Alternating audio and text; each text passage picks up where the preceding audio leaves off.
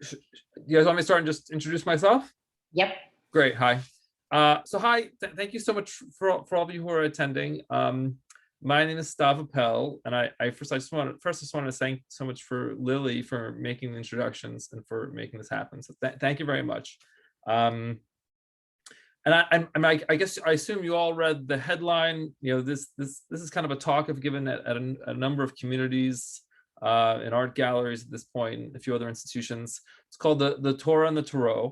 And basically, I'm presenting what many consider to be a very controversial thesis. So in broad strokes, my thesis is that some of the earliest tarot cards, specifically the deck of tarot cards that really was the artistic inspiration for contemporary tarot cards. It's a deck called the Tarot de Marseille from 17th century France. My thesis is that it was intended most likely intended as a tool for clandestine secret Jewish education at a time when it was illegal to be Jewish in France.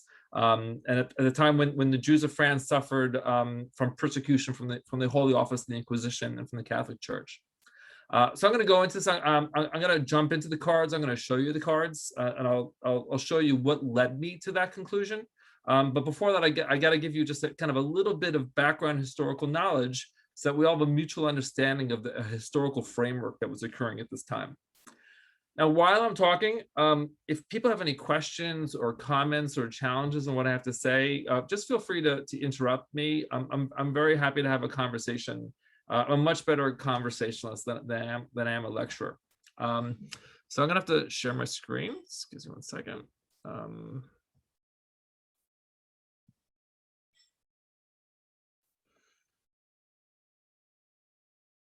All right, so I'm going to give you two really fast mini historical lectures just about, I want to give a framework of what was happening in the Jewish community at this time in Europe.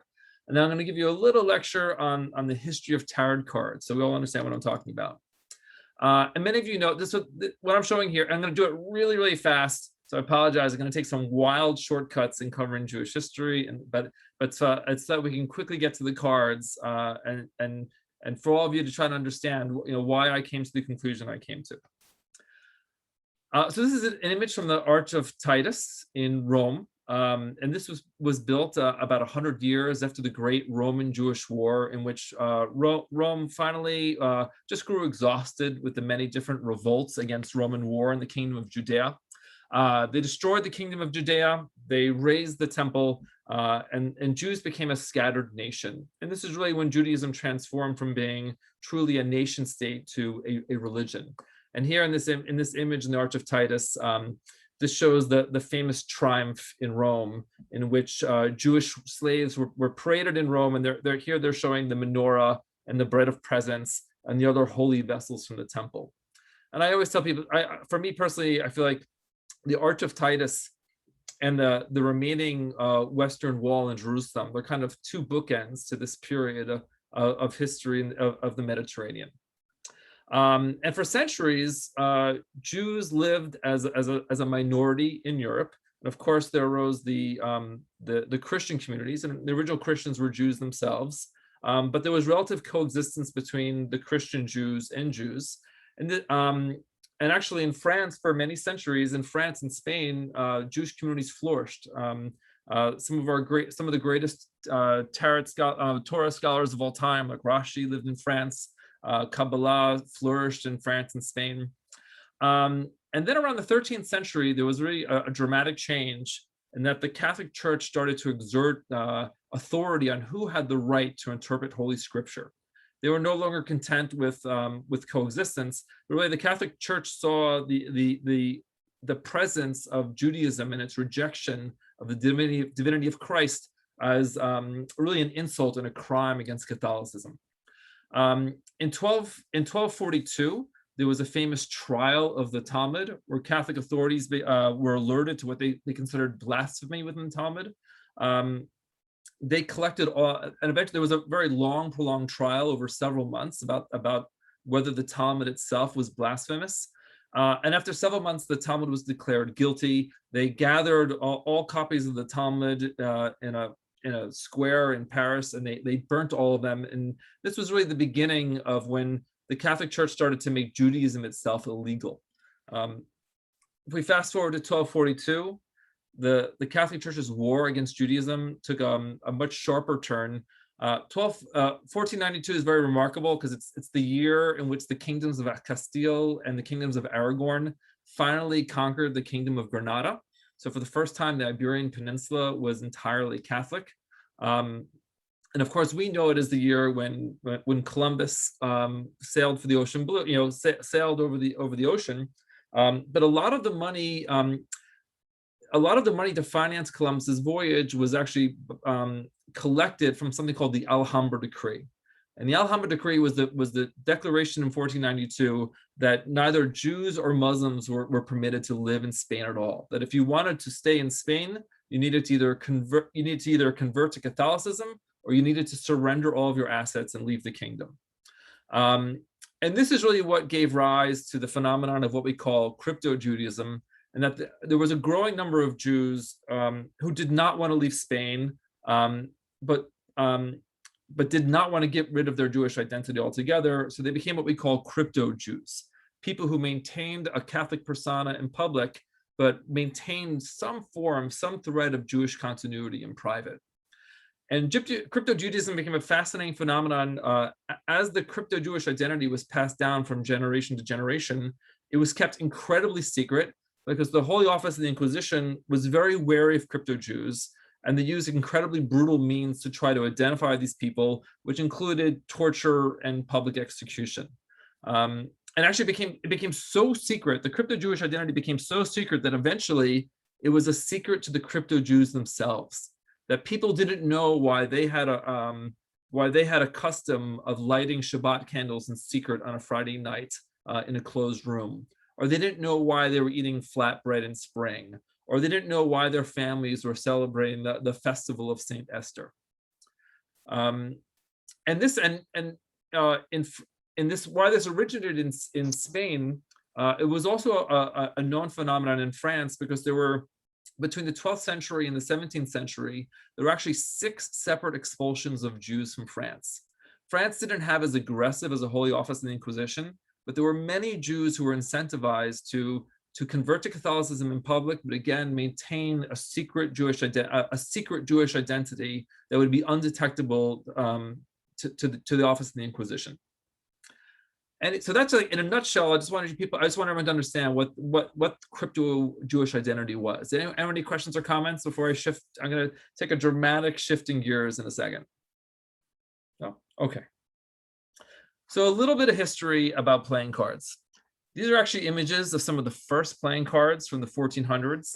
Playing cards actually originated in the Turkish Empire, and these are actually, as you see in these playing cards, it's all abstract art, because in Islam there was a prohibition against any type of human depiction whatsoever, because there'd be some risk of idol worship.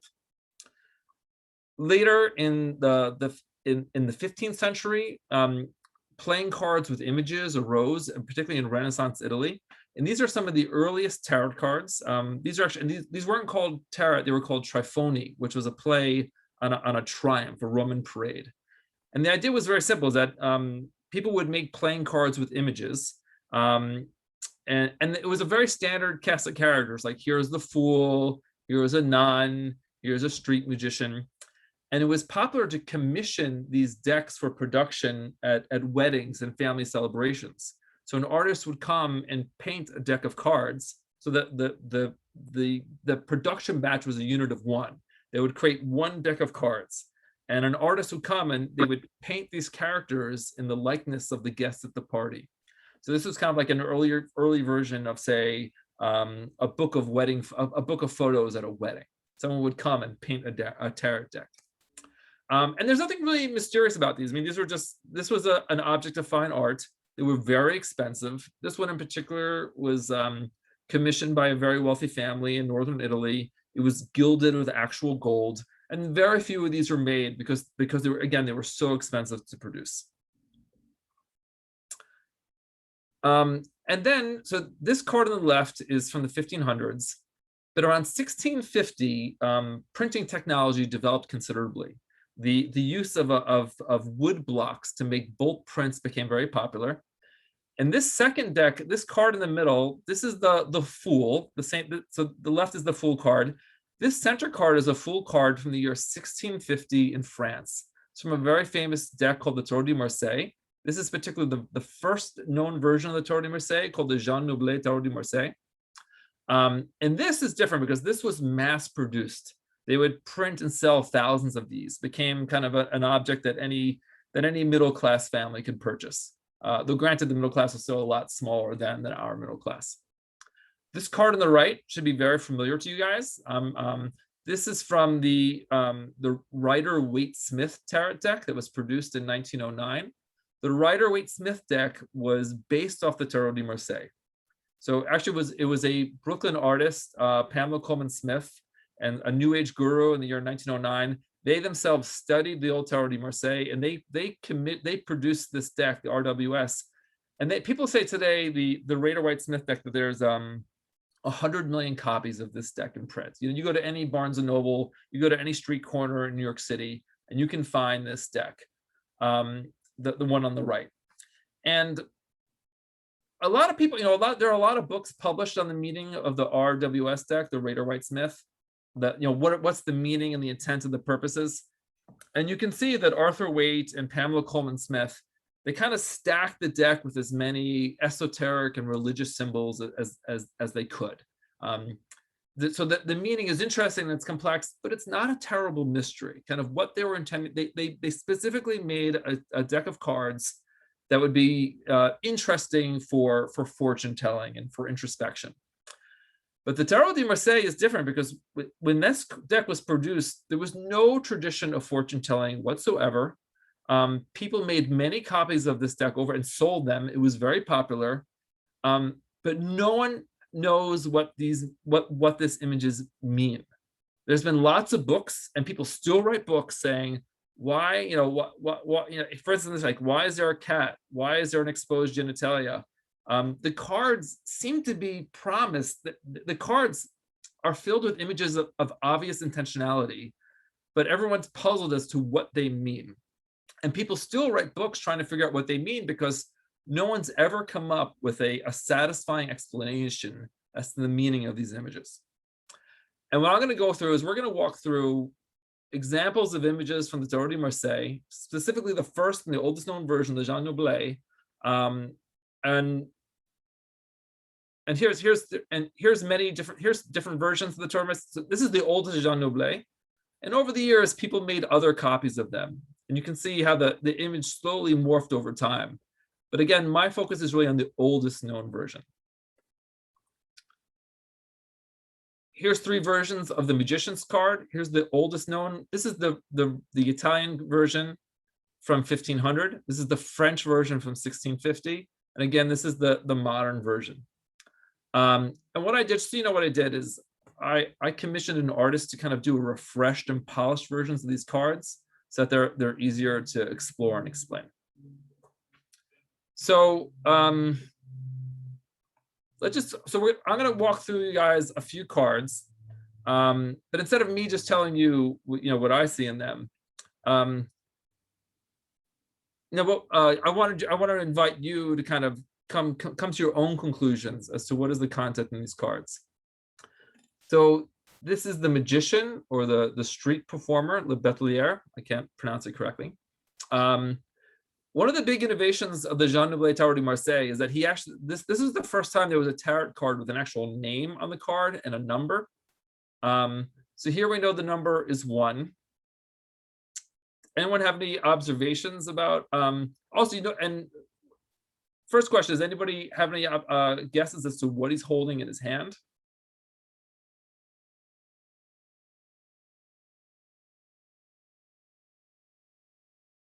I've ever been muted. I don't know. I hope people are able to unmute themselves. Or so notice he has something very different in his hand. In later versions, artists changed it to a wand. But actually, the first time there was ever a wand in the hand of the magician, the oldest known version of the magician holding up a wand, he's actually not holding up a wand at all. He's actually holding up a circumcised penis. I was going to say a severed penis. But... it might be, yes, it might be a severed penis, but he's holding a penis. And it is very interesting. No academic has ever really written about this. There are a few authors have made jokes about this. So like, the magician's holding a penis. They don't know why. And the artist went out of his way to show you that it's not just a penis. It is a circumcised penis. Any theories as to what this might be depicting or who this might be? And I'd also point out many people have written all sorts of essays and texts trying to explore like exactly what is on the magician's table, like what are these instruments? Is it a bris, perhaps? Perhaps, yes. So these are actually pictures of antique circumcision kits. And then suddenly this image makes a lot more sense. This triangle figure, there's a lot hidden in this little figure, but basically when a mole performs a circumcision, there's something called a magen, or a shield. It's a triangle shaped figure item. You put the penis up to it and you pull the skin through the shield so that when you cut the skin, you don't do damage to the internal organ of the penis. So you also use a knife. There's always a cup of wine because you give the baby some wine. There's a cup of spice, and there's also a little dish for sand, because after you cut the foreskin, you put the foreskin in a dish of sand. And of course, if you're going to conduct a bris, you have a prayer book to which you read a prayer. So what this person is carrying is actually holding aloft what's called the mark of the covenant. And I know this is a very dramatic. I mean, it may look like a severed penis. This may be the foreskin, because I know that in traditional Jewish texts, often rabbis were imploring people to not just cut off a symbolic portion of the foreskin, to make sure to cut off the entire foreskin, because there were certain periods in Jewish history where people did try to make a more humble circumcision in order to make it easier for people to fit into either Greek society or mainstream Spanish society. Likewise, if you look in the cards, you'll find, my theory is that you will find hidden in the cards the shape of all the Hebrew letters. And here, so the card number is 1. This is which aligns with the Hebrew letter Aleph. And you can see that the arms of the magician are held just like the arms of the letter Aleph. And over again, you'll see this design motif. There's a lot more in this card. If you notice, the table only has 3 legs. People are like, why does the table only have 3 legs? So circumcision is associated with the covenant of Abraham, Isaac, and Jacob. And one of the metaphors in biblical commentary about Judaism is that the 3 patriarchs of Judaism are often called the 3 legs, the 3 legs of the stool of the table of Judaism. If you notice on his shirt, he has actually 12 stripes for the 12 tribes of Israel. And again, remember I told you before about how rabbis were always imploring for people to do in order to really properly fulfill the commandment of the rite of the circumcision, it was important to completely remove the skin of the foreskin. And if you know that, kind of the image of the character's hat becomes very different. Why is there this kind of like red helmet-shaped object kind of shooting out of this hat? For me personally, I would suggest that this is a visual reminder that you're supposed to remove the entire foreskin from the head of the penis, from the corona. And here is actually a picture. And actually, if you this is a picture of a traditional circumcision. And if you look at the rabbi at the Brit Milah would wear tefillin, and when you wear tefillin on your left hand, you wrap the tefillin to mimic the letters Shin, Daled, and Yud, which stands for Shaddai. And if you look at here, you can see the form of the letter Shin, Daled, and Yud hidden in this person's left hand, like in a traditional circumcision.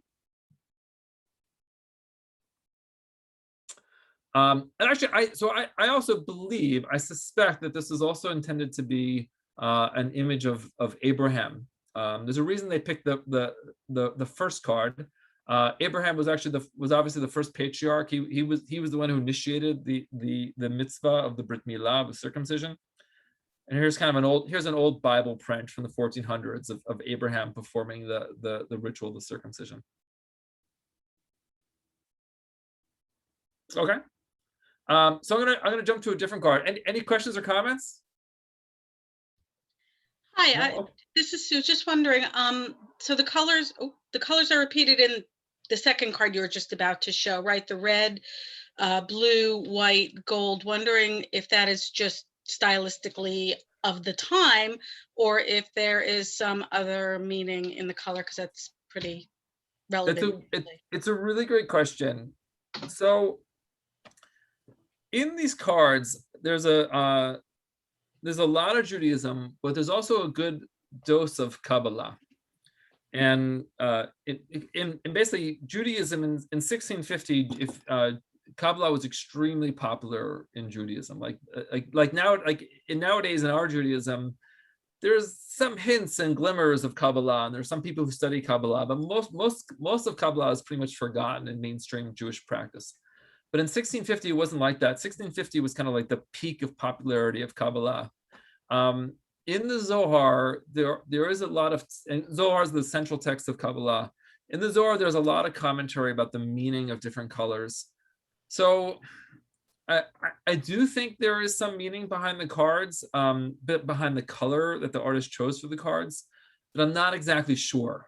Mostly because the Zohar ascribe one meaning, and then if you read other different Kabbalistic texts, there's kind of different meanings ascribed to cards. So in short, I think so, but I don't really know for sure. Like that, I'm not like I'm very confident. These are the images of a circumcision, and there's actually Kabbalistic meaning. Like for instance, if you look at the number of spots on the card on the dice, if you count the top, there are 8 numbers. There's 3 dice for the 3 patriarchs. There's the number 8 on top of the dice. A circumcision is always conducted on the 8th day of life. If you count all the dots, it's 15. 15 is an abbreviation for Yud Hey, which is like one of the highest names for God. It's like all those type of things I'm really sure about. The meaning of the colors, I'm not sure about. So I don't. In short, I don't know. Okay. So this is the lover's card. In the original older Italian versions, the lover's card wasn't such a great mystery. It was always a couple falling in love with Cupid above them. In the new version, the Raider White Smith, it's not a tremendous mystery. It's a depiction of love. There's some, you can see here it's Adam and Eve, and there's the snake and the tree of knowledge. But the Tarot de Marseille version is really mysterious, because you don't see 2 people. Lover's card, you should see 2 people falling in love. In the lover's card of the Tarot de Marseille, there's 3 people. There's one man in the middle, and there's 2 women.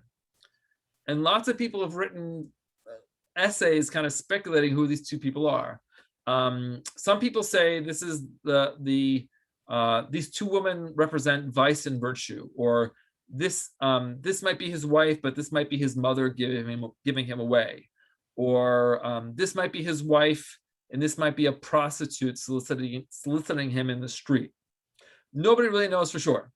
But if we look at the cards, but if you look at this card from a Jewish context, if we make this reference of a Jewish frame of reference, right? Because we found one card where we see Abraham or a mole performing a circumcision.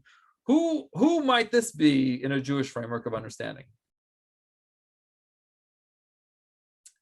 Do you guys? I mean, there's actually a very famous love trio in the Bible, in the Hebrew Bible. You guys, anyone familiar with the famous love trio? It's Leah and Rachel and Isaac. Yeah, Yaakov. Yeah, So Jacob was the third. Jacob was the third patriarch, and he famously had 2 wives, right? Leah and Rachel. But is there? So first of all, I should point out that there's a Hebrew letter hidden in this card. The 6th letter of the Hebrew Aleph Bet is the letter Vav, and you can find the letter Vav painted on his chest. And when you say Jacob, Rachel, and Leah, we say Yaakov, Rachel, Leah, and Leah. The letter Vav actually means and.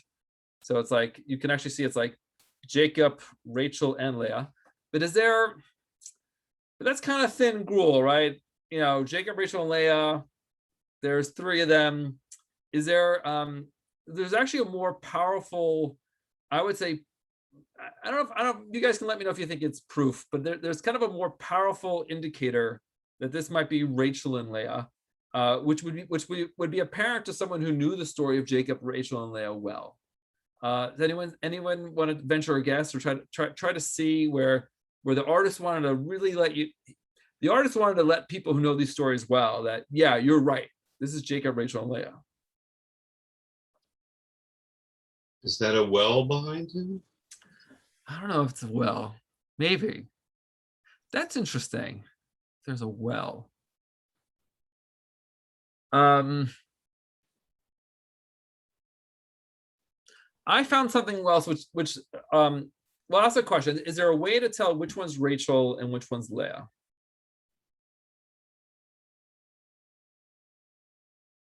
Okay. So just to give a really shorthand summary of the story of Jacob, Rachel, and Leah. So Jacob fell in love with Rachel. He immediately saw her; she was beautiful. He went to Rachel's father and said, "Listen, I really want to marry your daughter." And he said, "Listen, for 7 years of labor, I'll let you marry my wife, my daughter." And after 7 years of labor in the darkness of a night, he actually was married off to Leah instead of Rachel. But Jacob still so much wanted to marry Rachel that he agreed to 7 more years of labor. So all told, he worked 14 years for his 2 wives. But the sisters had a very contentious relationship. They really competed with each other on who could produce more sons. And Leah wasn't loved. Remember, Rachel was very beautiful. All we know about Leah is that she had what is described in the Torah as weak eyes. So Leah was more fruitful, though. She produced. I think she initially produced 4 sons, and Rachel actually wanted to die. She felt her entire purpose. She had no purpose in life. So eventually, also she gave birth to 2 sons. And then Leah, she started feeling competitive with her sister. So she recruited her maidservant also to be involved. And then they also so all told, there were actually 4 mothers. But there were 2 wives, and altogether they had 12. They had 12 sons, and these 12 sons became eventually they became the 12 tribes of Israel. So Leah and her maidservant had a total of 8 sons. Leah and her maidservant had 8 sons, and Rachel and her maidservant had 4 sons. And if you look very closely, you'll see that in the woman on the right, she has 4 flowers in her hair. And if you look really closely, you'll actually see that they're not just flowers; they're actually stars of David. And if you see Leah, there's actually 8 leaves in the hair of the woman on the left. 2 of them are much lower because Leah herself had 6 sons. Her maidservant had 2. And if you see 2 of the stars of David on the right are showing because Rachel had 2 sons and her maidservants had 2. So what you find in this card is that the artist hid as many details of the story of Jacob, Rachel, and Leah as possible. And what are these flowers? These are actually flowers of Duvdevanim. No, I'm sorry, it's nightingale. I'm forgetting how to say them in Hebrew. But there was actually there was one night where Rachel actually paid Leah for an extra night with her husband. She paid her sister with nightingale roots. And actually these are the flower. This is the flower, that type of flower that the sisters exchanged. And here's actually the full family tree. So Jacob had 2 wives, and you can see how the family trees are captured in their hair. Now, people ask, well, why is there an angel? So, and why is the angel blindfolded? And the angel was an archer, and so remember, you may not remember, but Jacob famously had a contentious relationship with Esau, his brother, who was famous as an archer, as an angel. And blindness is a reoccurring theme in the story of Jacob. Jacob actually stole the birthright of his brother by capitalizing on his father's blindness. When the night before Jacob meets Esau again, it's in the darkness of the night that he wrestles an angel all night long. It was in the darkness of the night that he was cheated by his father-in-law. So blindness and angels and darkness is a recurring theme. All right, here's another card. Here's the 9th card. And for those of you who don't know, so the 9th letter is the letter Tet. You can see the letter Tet inspired the shape of this card. Any guesses who this might be?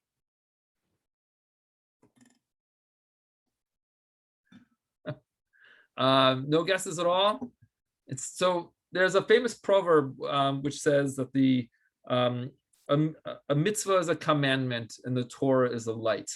And the Torah and the 10 Commandments, they're frequently referred to as a light. It's a frequent metaphor in the Torah. And the letter Tet has a unique relationship to a particular character in the Bible. So when God created light, there's a line that says, God created light and he saw that it was good. And Tet, the 10th letter, the 9th letter of the Hebrew alphabet, is the first letter in Tov. So hu yorash is Tov. Likewise, when Moses was born, in the Bible it says that the room was filled with light. And Moses' mother Yocheved, she saw that it was good. So Moses has a very close relationship to the letter Tet. And so I'm saying that this card is actually a veiled depiction of Charlton Heston. And there's a lot of really interesting things in this card. If you notice that the top of the staff that he's holding is actually a backwards letter Yud. Yud is the 10th letter of the Aleph Bet. It's often a shorthand abbreviation for the 10 Commandments. Also, if you see, his hand is actually a 4-pronged shin, which we'll get to. And so why is the letter Yud backwards? So there's a famous line amongst Judaic scholars. There's a famous line in Exodus 4.3. So when God and Moses first meet, and God is convincing Moses to take on the mission of freeing the slaves from Egypt, he shows him several miracles. One of the miracles is that he tells him to throw his staff on the ground. It says, he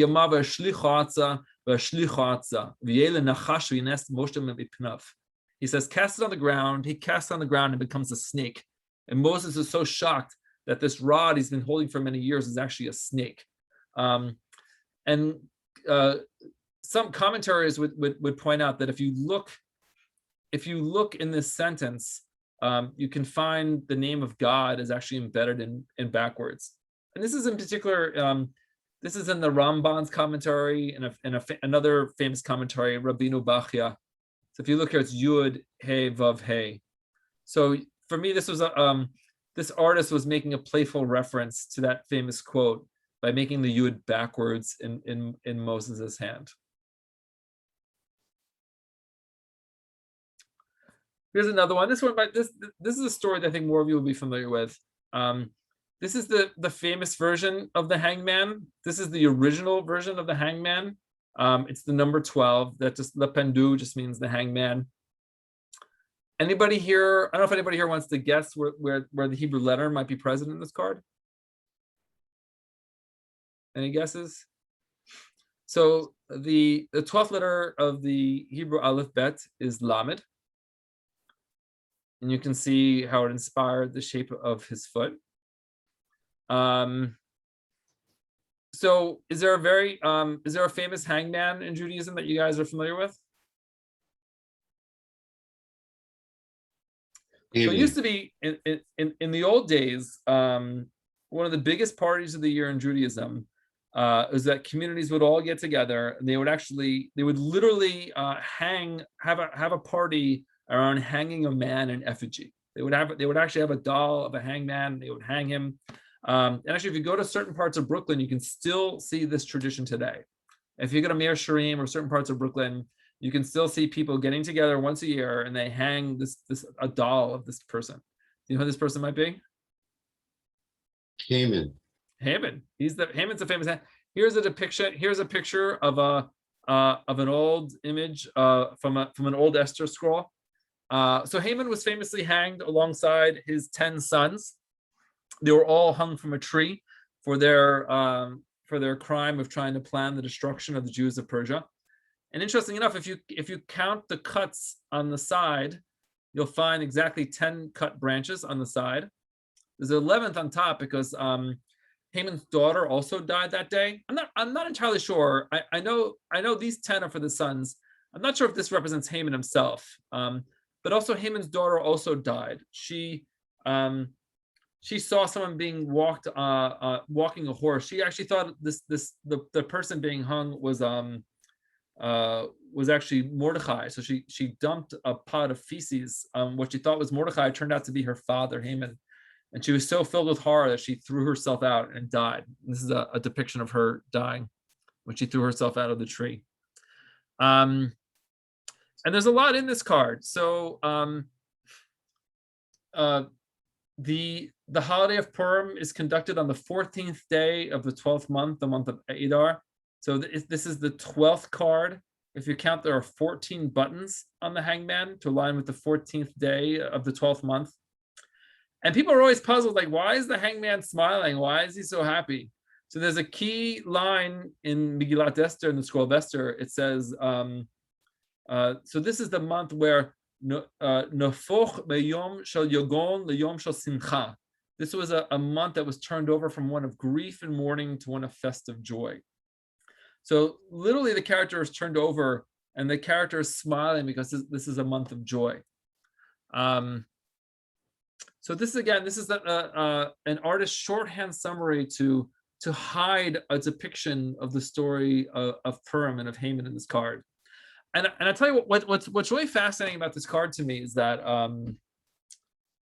so yes, Haman is a distinctly Jewish villain. He's probably the quintessential Jewish villain. But if you ever go to Italy or France and you go to any of their museums, you walk around, you'll know that in the Renaissance, in the Middle Ages, in European culture, people really knew their Bible stories well, not just their New Testament, but their Old Testament as well. Like Rembrandt made a lot of depictions of Old Testament stories. All the classical artists were depicting Moses and Esther and all these stories. Old Testament stories were alive and well at the time these cards were made. And I've read a lot. I've now read dozens of analysts and academics and tarot theorists kind of exploring the meaning of this card. It is shocking to me that I have not found one single academic or one tarot theorist ever speculating that this card may depict Haman. For some reason, that never occurred to anybody. But when you look at it this context, I mean, I don't really see how someone could deny that there is how could there not be a connection to Haman in this card, or how can we not at least consider a connection to Haman? I'll also point out, if you count the stripes on his chest, again, there are 12 stripes on his chest. If you count the strands of hair on his head, there are 16. The 16th letter of the alphabet is Ayin, which is the first letter in Amalek, and Haman was supposed to be from Amalek, which is known as the eternal foe of the Jews.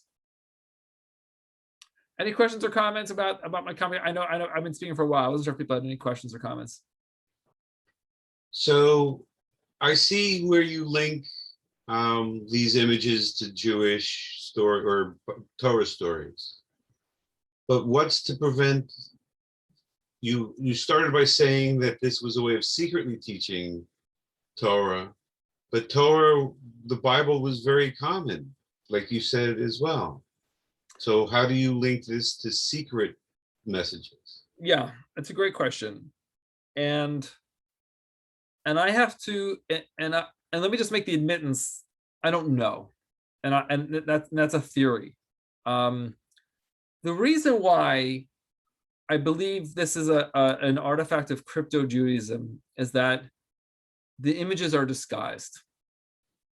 That if this was just a Catholic depiction of Judaism, it would just say Haman. That there was, like, what audience would have a need to hide Torah stories? And there's only one audience that would have a need to hide, and that would be the crypto-Jewish community. Because at this time in France or in Spain, but if in Spain you were caught and you were committing the crime of covertly observing Judaism, the crime that you would be killed. In France, I don't know. I've been trying to find out what would happen in France. If you were someone who was known to be a practicing Catholic and they found out you were practicing Judaism in secret, that also would be punishable by death. But the office of the Inquisition was far less aggressive in France than in Spain. And actually, I'll show you in the next card. Oh, by the way, here's I'm going to show you two more cards where what's hidden in the cards is not just Torah stories, but actually Judaic ritual objects. And there again, the only motivator I can find is that these are Jews hiding Judaism as opposed to Catholics hiding Bible stories. But we can revisit that. Also, in later versions of the Torah de Marseille, they always go out of the way to depict the hangman with pockets. And the traditional cookie we all eat, Homentashe, and actually in Yiddish that means literally Haman's pockets, which I believe is a reference to another aspect of Purim. So here's an example of a card. This may resonate more with the notion of crypto Judaism. Why I came to the conclusion I believe this is not just Bible stories but crypto Judaism. This is the Temperance card. This is the modern version. Here's the original version. The whole figure is in the shape of the letter Nun, which is the 14th letter of the Hebrew alphabet. You can see a Nun in her collar. Her arms are also in the shape of the letter Nun. Do these jugs look familiar to you guys? Have you guys ever seen these jugs before? So if you pretty much go to any Orthodox Jewish home today, you will find jugs that look very much like that in every Jewish home. Because in traditional Judaism, there was a commandment, a ritual called Nitilat Yadayim. And Nitilah means purification. Nitilah begins with the letter Nun. And here I have this is a Nitilat. I'm sure you guys have seen them and you don't remember them. But basically in traditional Judaism, and this is long before the invention of modern plumbing, there was a commandment to wash your hands several times a day. It was a very important commandment. You would wash your hands when you wake up in the morning. You wash your hands before prayer. You wash your hands before and after eating.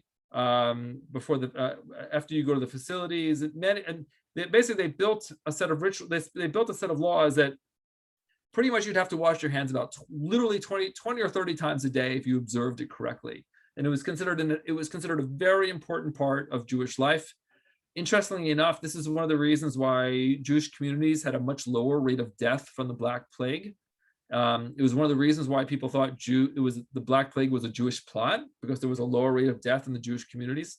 And when you perform Nitilat Yadayim, the reason there's two handles on the jug is that when you wash one hand, you grab the handle with the other. So it's designed so that you don't pollute one hand with filth from the other. Because if you have only one hand, you're going to get filth on your clean hand. I have a question. I have only seen that vessel with the two handles only for that religious purpose. Was there any other history of having a two-handled vessel historically in other cultures? I don't see two handles here. I see two jugs, and that's kind of a stretch. The two handles is very rational for left and right. I think there are. It was not exclusively a Judaic object. Judaism was the only religion where you were commanded to use it, but you can find in other cultures, you can find other examples of it. There was other people had realized that this is a way to have an improved level of hygiene. So the reason why I believe there are two jugs is that an essential part of Nitilat Yadayim is to do this is the first motion, and this is the second. And there's a law in Judaism that you're not allowed to let the water fall on the ground. You would actually have another tray, you'd have a tray underneath you, so that you wouldn't, because you didn't want the filth to pour on the floor of your home. So you were required to collect the water and bring it elsewhere. And the Talmud actually has commentary about, of course, the Talmud has commentary. There's commentary on what this is called a nizuk, kind of a stream of water. There's commentary on like how strong the nizuk has to be, the width. There's a lot of commentary on the spiritual meaning of this. And the Zohar ascribed a lot of spiritual importance to it. The Zohar claimed that we're surrounded by unseen demons that are the descendants of. So I mean, actually, it gets very, and the Zohar makes it very elaborate, where the world is filled with demons, which is descendants of when Eve slept with the snake. The Zohar claims that Eve actually had relations with the snake, and that gave birth to all sorts of demons and illnesses in the world, and that we perform Netilat Yadayim, the purification of the hands, to get rid of the demons who descended. And the Zohar has an interesting text where it talks about how we're surrounded by an infinite number of unseen demons, which a lot of people want to interpret as like the Zohar describing bacteria and viruses, but yeah, that's up to you to decide.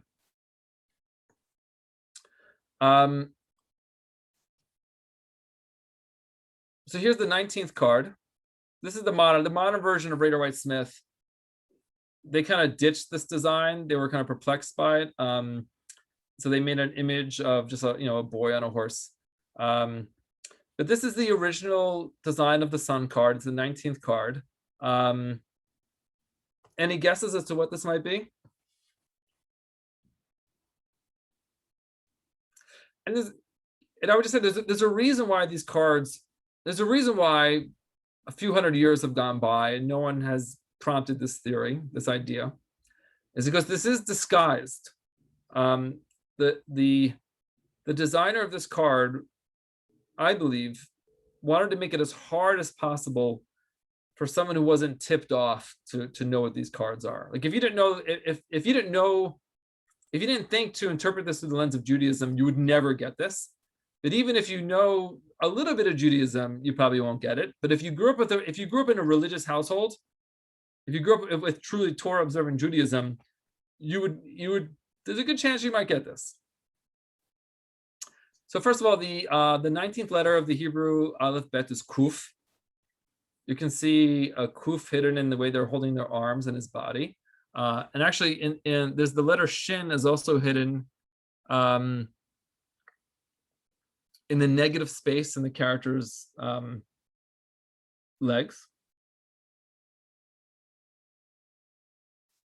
So one little tip, if it would take you a while to figure this, but if you counted the number of rays in the sun, there's actually 18. And if you count the number of spots in the sky, there's 18.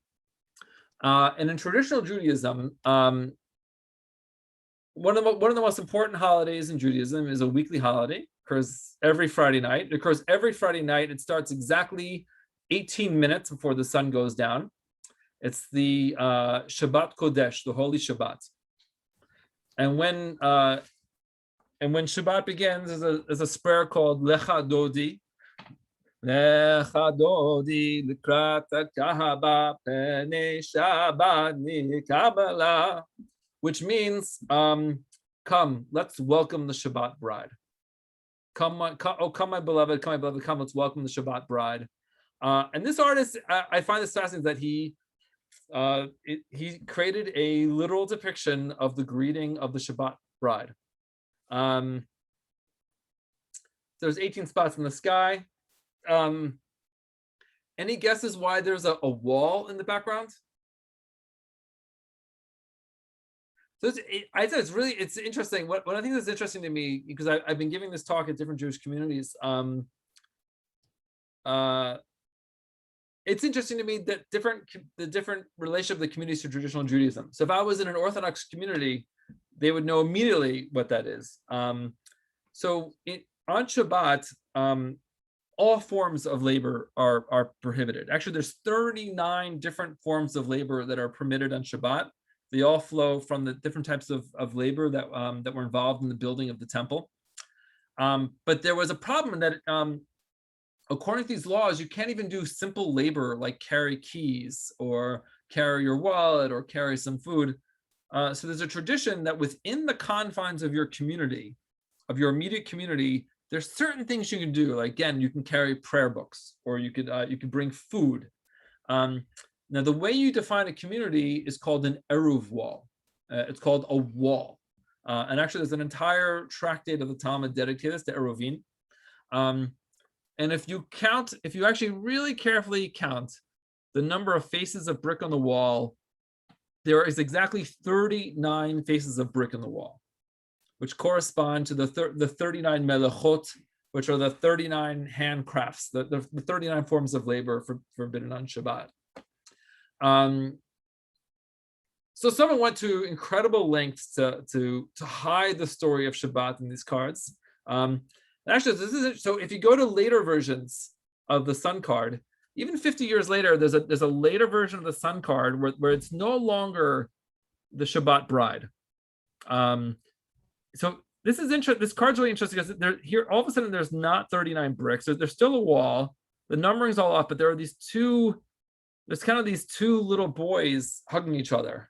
Anybody want to create a guess what these cards are? Who are these boys? What are they?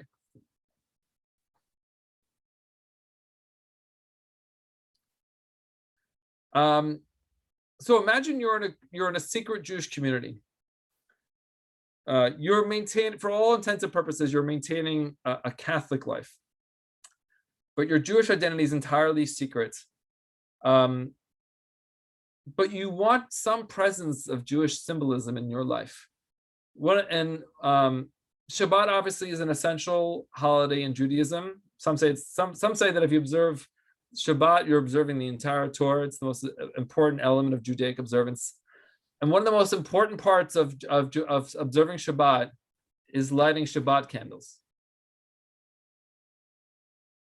So I would offer that what these twins are is actually highly anthropomorphized, highly concealed and camouflaged Shabbat candles. And if you're skeptical, if you look, the artist even left a little bit of wick in this image. If you can see, there's this little tail on the figure, which mimics the wick of a candle. And it's these type of images which led me to the conclusion that they're not just Torah story, they're not just Bible stories that are hidden. These are Torah stories. And they're not just Torah stories, but it's Judaic ritual, it's Judaism. That actually the tarot, which is pronounced Torah, is actually a disguised Torah. And one last one, since we're running out of time. This is the Ace card, the Ace of Cups in the Jean Nouvel Tarot de Marseille. Anybody recognize what this might be? Does this look familiar to anybody? So at the end of Shabbat, it's traditional to smell bosam, spice, in what's called the Havdalah container. And this spice is to make a differentiation between the holy day and the days of the week. And these are traditional spice boxes that you would use at the end of Havdalah. So the artist cleverly hit, and if you look, actually there's 7 towers for the 7 days a week. If you count the numbers, there's lots of references to Shabbat. So here's just another example of a Judaic ritual object that was hidden and concealed in the cards. So unfortunately, I don't have the time to walk you through all 22. Actually, there's 22 trump cards of the Jean Nouvel Tarot de Marseille, which aligns with the 22 letters of the Hebrew Aleph Bet. But you guys have any questions or comments or challenges? And there's a lot more to the story, but this is unfortunately all I can do within the space of 1 hour of time.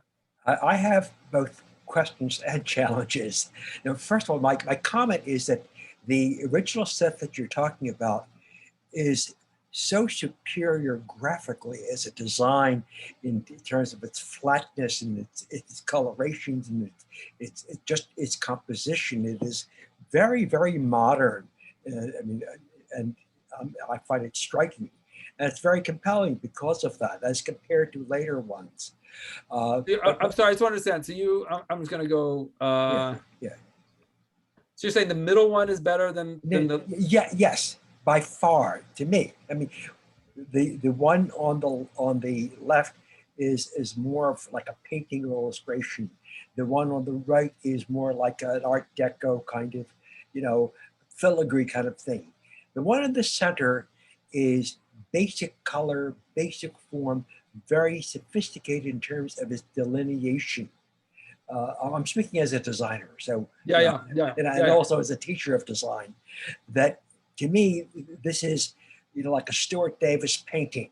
It's it really studies form for the power of the form itself. It's not just an illustration, but it also is a graphic design. So I mean, I just wanted to comment on that. But my challenge was that your ability to see into it, which I find very interesting and entertaining, relies on your deep knowledge of Torah. We are, as a group, generally not all that versed in being, the kind of group that we are. But amongst the Orthodox, the Hasidim, how does your story go with them? I mean, does this resonate with them? Will you find support to those who are highly trained in Torah? Yeah, so it's very interesting. The story of me presenting this to other communities is very interesting. There are a number of rabbis that they fit into two categories. There's a lot of Orthodox and Hasidic rabbis that I've spoken to that the moment they hear the word tarot card, the conversation is over. Because it has such a stigma for fortune telling and magic and avodah zarah with idol worship that they want me out of their sight. They're just like, there's nothing to do with Karen Judah. Like they don't want to hear anything about it. It is such a like, this is particularly true with Hasidim. It's such a negative thing. They don't even want to have the conversation. There's a second community, which when I show them what I've seen, are very open to it and agree with me. And there's a number of rabbis that I'm working with who are like, they're into it and they're supportive. And actually, we're going to be doing me and a few other people. We're doing actually an exhibition of these cards in Jerusalem. Hopefully, this coming winter, we're really going to have like a whole kind of formal presentation of this. But there are a lot of people that are very. There are a lot of people who are against it because. First of all, a lot of them are disturbed by the nudity in the images. There's a lot of nudity in the images, and also what's weird about the cards is they're very crude in the sense that they're not like artistically, like people artistically. This artist is people love the art of it. Like there's a lot of designers who say these are the best tarot cards ever made. A lot of designers, but the images are very crude in the sense that they're vulgar. There's a lot of penises, there's a lot of naked ladies. And so there's a lot of contemporary Orthodox rabbis are just like, that's too un-Jewish. And the question is whether, what I don't know is, this may have been a joke. It's very possible this entire deck was a joke of kind of like an artist who had one world in the Catholic, he had one leg in the Catholic world, one leg in the Jewish world. And he may have made these cards as a joke. And he was being crude and vulgar as an inside joke amongst his friends. Or it may have been that the vulgarity was part of the disguise, that he intentionally made it vulgar in order to make it less suspicious. I don't know. This is where we're deep into my speculations. I don't know. I do have a further comment. This whole prohibition against imagery is relatively recent. One of the programs that we're going to be doing, actually I'm going to be doing it because I researched it and found it, is on the excavation of an archaeological site called Dura Europa. Are you familiar with it? No, it was like a 3rd century synagogue that's been unearthed. It was unearthed beginning in 1932. That is clearly seen as a synagogue where the murals and the mosaics are so visual. They're exquisite, and where art is not a prohibited the way it is amongst the ultra religious. So this business of prohibition of imagery is relatively new. So, but anyway, I invite you to look into that subject. And that's an argument against rejecting things because of its visual qualities. Yeah, thank you. So, hi, I had a question about how did the fortune telling aspect of it creep into the cards? Originally, there were portraits. I don't know. The cards that you're looking at, you know, I don't know if they were used for fortune telling, but certainly the later decks were used by a whole variety of people in fortune telling. So at what point did that creep into the tarot? In the 1700s, tarot was very famous as just a deck of playing cards, and people have old books just describing card games. Like you can play spades, you can play hearts, you can there's just game. It was like a deck of playing cards you have around the house. At someone in the there was I forgot his name. In the 1800s, there was this French intellectual who was kind of like a new age theorist of his day. He wrote a book about ways you can use tarot for fortune telling. So in the 1800s, this became a kind of like a popular folk art. And just in the 1800s, 1900s, it just became more and more popular to use this for fortune telling in France.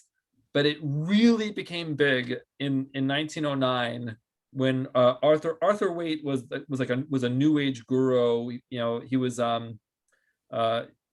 they were having seances, and they were really into exploring alternative states of consciousness and so forth. He published this book. He published this tarot deck really specifically for like, these are cards that are supposed to be used for fortune telling. And then for the last 100 years, that just took off. Now when people think tarot, they only think of fortune telling. Yeah. So it was a slowly evolved over a few hundred years. Okay. Oh, but I'll tell you about an interesting addendum to that. So I thought for a while that of course in 1650 they weren't using it for fortune telling, because I just assumed there wasn't any tradition of fortune telling in Judaism. And then when I went back and studied, when I started studying Kabbalah and learning about Kabbalah, I found out that actually in 1650 in Kabbalism, in Judaism, there's a lot of fortune telling.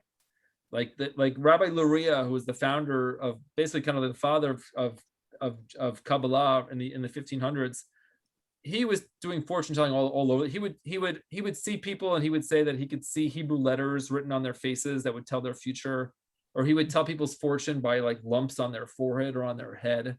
So there was a lot of fortune telling. There was a lot of superstition in Judaism. So it is very possible this deck was used for fortune telling. Interesting. Any other questions or comments or challenges? I wasn't sure if the gentleman who asked earlier about crypto Judaism, I wasn't sure if I had answered his question adequately about how and why I came to the personal belief that this was an artifact of crypto Jewish culture. With this deck, I'm sorry, I'm jumping in. No, it's good. But with this deck, were there minor arcana? I know you're calling the major, trump cards. Were there minor? Because you did have the Ace of Cups. Yeah, great what question. Those prove or disprove? So the in the original Tarot de Marseille, there's only major arcana. The minor arcana are all like like if you go to like a regular deck of playing cards, you know how they're like, so it just like shows like 9 cups or 8 swords. There's only 22 picture cards. I'm sorry, there's 22 major arcana. Then there's also the royal cards, but all the other cards are just abstractions showing like 3 coins. That's also one of the reasons why the Raider White Smith deck was so popular, is that they made every card a picture card. Okay, that makes sense. Yep. Further divination or interpretation. Yeah. I just made it much more fun, right? So the Tarot de Marseille is well in that, because it only has 22 real picture cards, so it's a little bit more boring. Not as exciting. Any other questions or comments? All right, so I wish I had the time. So I mean, I think I showed you 4 or 5 cards. There's like there's another 18 really interesting Jewish stories hidden in the cards. It shows Torah stories. It also there's a number of cards that go through all the Jewish holidays. A few that show kind of core Kabbalistic articles of belief. But just thank you all for your time. I appreciate it. If you want to learn more, you can go to Torah. I have a website that goes more. And you can actually get a copy of the reproduction of the cards. And if you go online, there's a few lectures in which I go more in depth. But thanks for the opportunity to share this. Stav, thank you so much. I also am excited that you will be having an upcoming exhibition in Jerusalem. Yeah. That should create should stir a lot there. That's my hope. Yeah. One last question. Sure. What sort of keyed you to the idea that these might have Torah stories hidden in them? So that's a really it's a great question. I stumbled upon a copy of this deck, I guess like 4 years ago, just by accident. And when I saw these cards, I thought they were really beautiful. And I've been studying Torah my whole life. I mean, I try to study a little Torah every day, and it's been just something I've done my whole life. I love Bible. I read it in Hebrew. It's a part of me. Like I live and breathe this stuff because I enjoy it. It's a big part of my identity, my life. And when I saw tarot cards, I was just shocked that I'd never seen these cards before. I thought they were really intriguing and captivating them. And over a few months, I developed a very peculiar obsession with them. I started buying as many reproductions of them. And I started corresponding. I wanted to know what the stories were behind. I was like, it's just really interesting. There's what's the meaning of these stories? And I started corresponding with people online. There's different like Facebook forums where people explore the cards. And there's people have created all sorts of stories and legends behind these images. But I was surprised. I was like, but wait a second. But I would say to them, like, don't you see the Bible stories in the cards? I mean, there's like some Bible stories that are obviously in the cards. Like, no one's going to tell me this is not a Bible story. Like, for instance, this card says the house of God. And you see this tower being destroyed. I'm like, obviously, this is a depiction of the house of God in Jerusalem being destroyed. It's a story in the Bible. It literally says the house of God, it's being destroyed. House of God is Beit El. Beit El, and there's the story of Ezekiel where like a big fire comes and breaks Beit El. It's just like a known story in the Bible. Like, no one's going to tell me this is not the house of God. And people in the tarot community were like, no, there's nothing Bible related in these cards.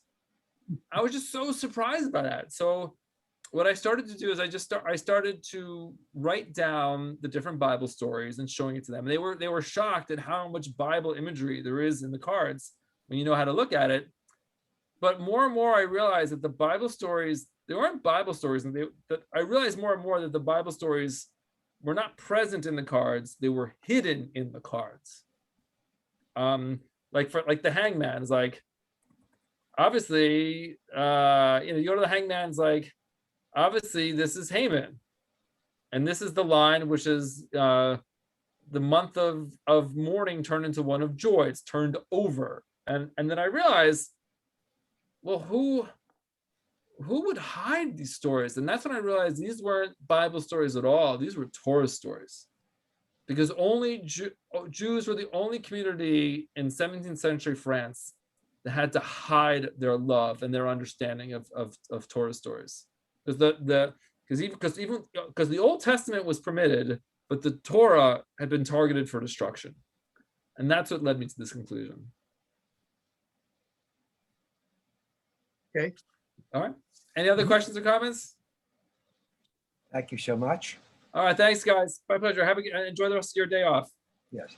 Thank you. Thank you. Thanks.